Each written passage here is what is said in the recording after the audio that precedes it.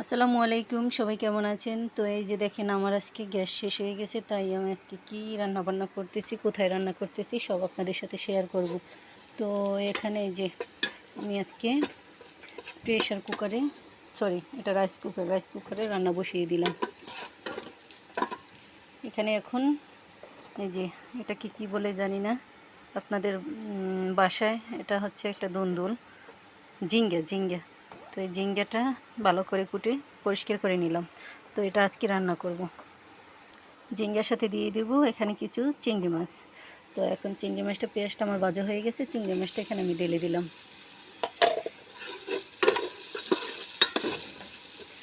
এখন আমি চিংড়ি মাছটা ভালো করে নেড়ে ছেড়ে ভেজে নিব।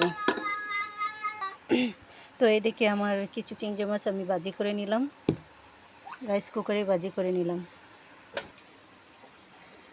তো এদিকে আমার ভাত রান্না হয়ে গেছে, এই যে আমার ভাত এখন রেখে দিলাম। এদিকে চুলার উপরে কিছু মহিষের দধি আছে, এই যে এটা কালকে আমি কাঁচা দুধটাকে দই করে রেখে দিছি। তো আজকে সকালে উঠে দেখি দই পড়ে গেছে। তো এখান থেকে আমি কিছু দই কলা দিয়ে তারপর পান্তা ভাতের সাথে খেয়ে ফেললাম। এদিকে আমার এই যে মাছটা একটু ভাজা ভাজা হয়ে গেছে। তো এখন আমি হলুদের গুঁড়ো দিয়ে দিব। দিয়ে দিলাম। তারপর দেব এখন দিয়ে দিলাম মরিচের গুঁড়ো। তারপর দেব এই যে এখন লবণ দিয়ে দিলাম। এখন ভালো করে এটাকে কষিয়ে নিব।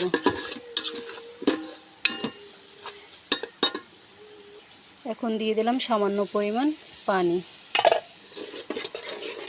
ভালো করে কষানো হয়ে গেলে তারপর আমি এই যে কেটে রাখা ঝিঙ্গাটা এখানে দিয়ে দিব।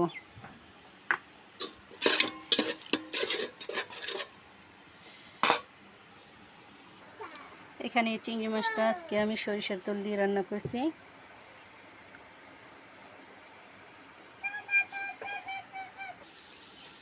তো এখন আমি এই যে কেটে রাখা ঝিঙ্গাটা এটার ভিতরে দিয়ে দিলাম। এখন ভালো করে নেড়ে চেড়ে কষিয়ে নিব। এই যে আমার হয়ে গেছে এখন ঝিঙ্গা রান্না করা। এখনও অনেকটা পানি রয়ে গেছে, একটু টানিয়ে তারপর উঠিয়ে ফেলবো। তো সবাই সুস্থ থাকবেন, ভালো থাকবেন, আমার জন্য দোয়া করবেন। আমার ভিডিওটা যদি ভালো লাগে তাহলে লাইক কমেন্ট শেয়ার করে পাশে থাকবেন। ধন্যবাদ সবাইকে।